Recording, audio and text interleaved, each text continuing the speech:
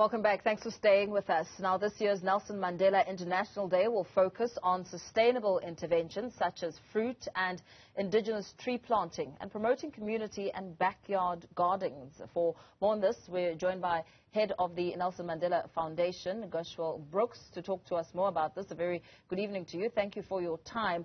I suppose it's an important initiative, especially trying to understand the country's current socio-economic position with the households really barely getting by. Talk to us about the importance of this focus.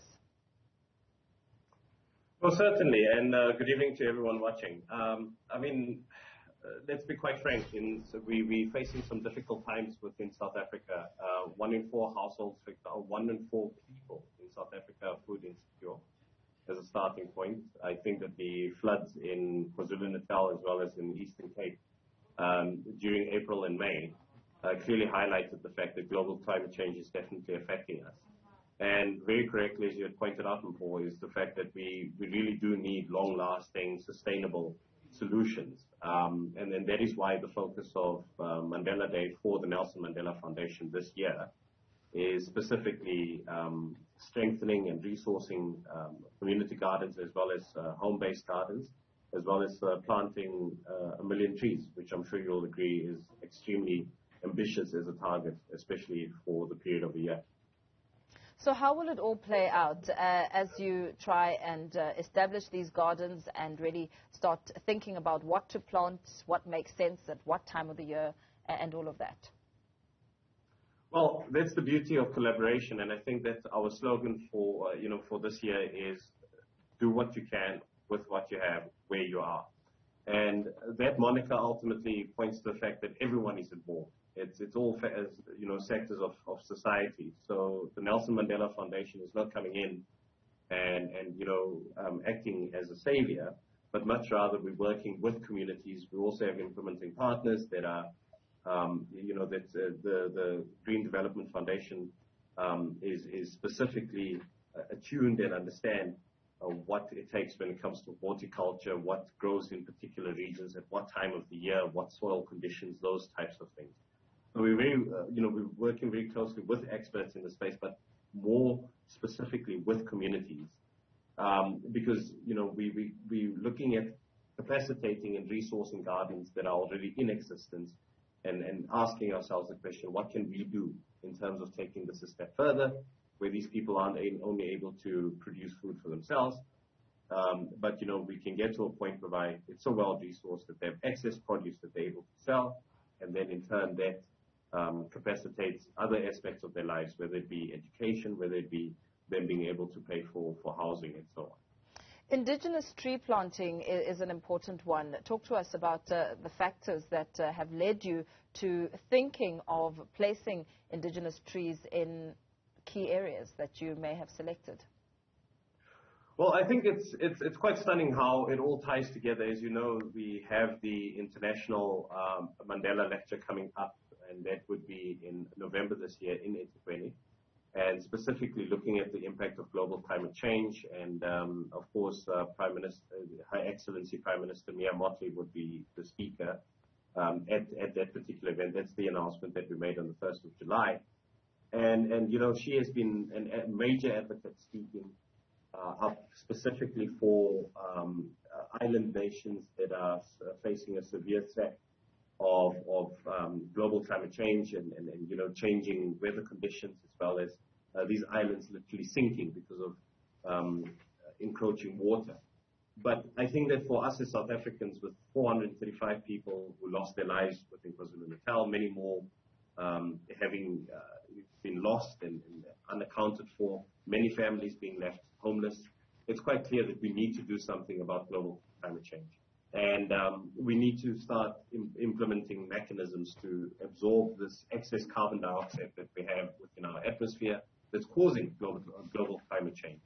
And what better way than to plant trees? But of course, the majority of the trees that we will be planting out of the 1 million are in fact fruit trees, which I think then assists us in getting closer in dealing with the issue of food insecurity and making sure that people have the necessary nutrients that they require.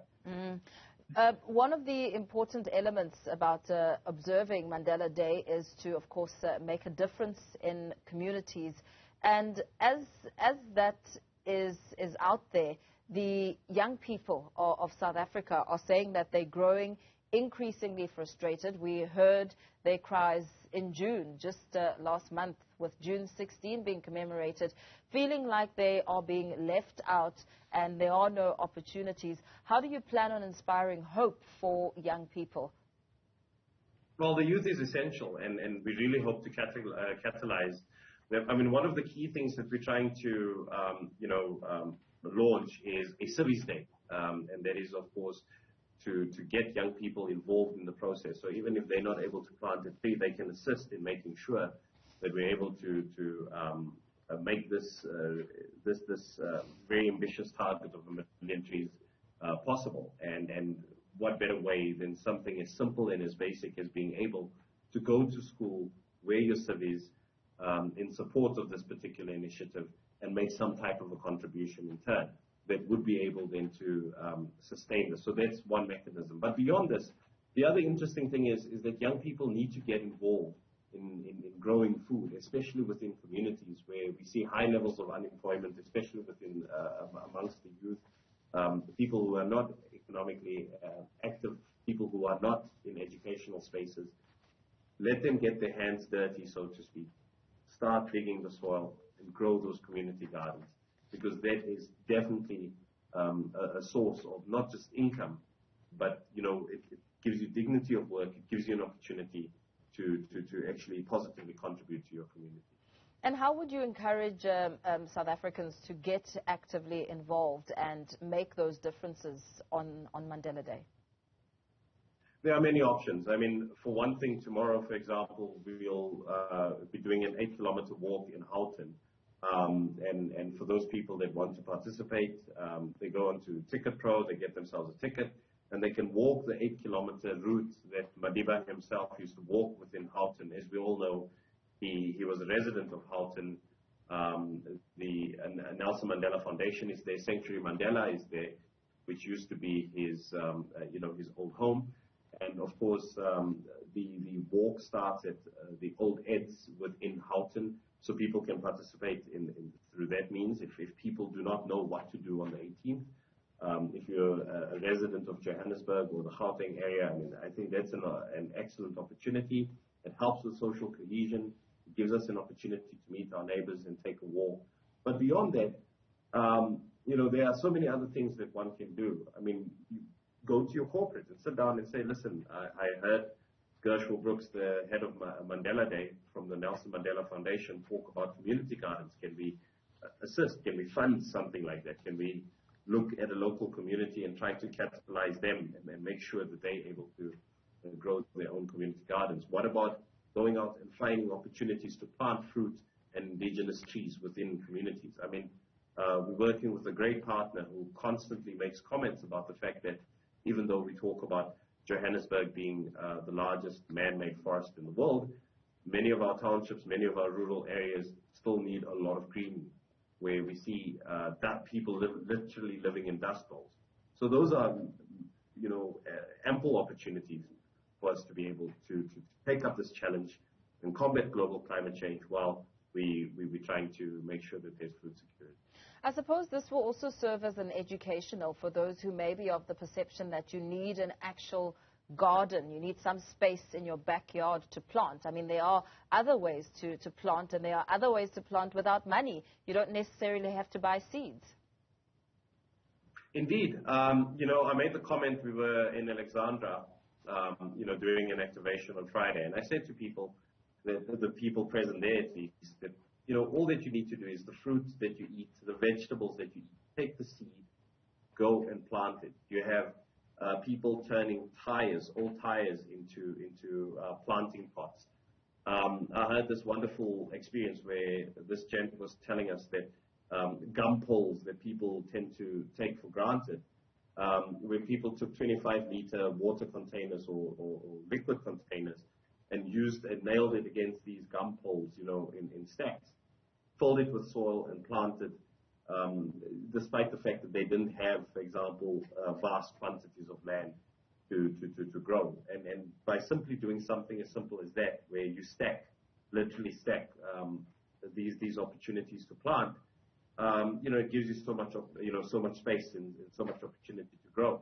Urban farming, for example, it's a big thing internationally, where skyscrapers are used not only to harness energy and for us to start moving towards greener, more efficient forms of energy and energy that is much better for the environment, but also where people are using skyscrapers as an opportunity to grow food. And these are opportunities that we have. I mean, these are things that we really need to take to heart and really start implementing. And that's how we can go a long way in addressing the food insecurity issue that we have in this country. Absolutely. Thank you so much for your time. Let's leave it there for now. Speaking to the head of the Nelson Mandela Foundation, Gushwell Brooks, speaking to plans come Mandela Day and the many ways that one can play their part and ensure food insecurity is a thing of the past.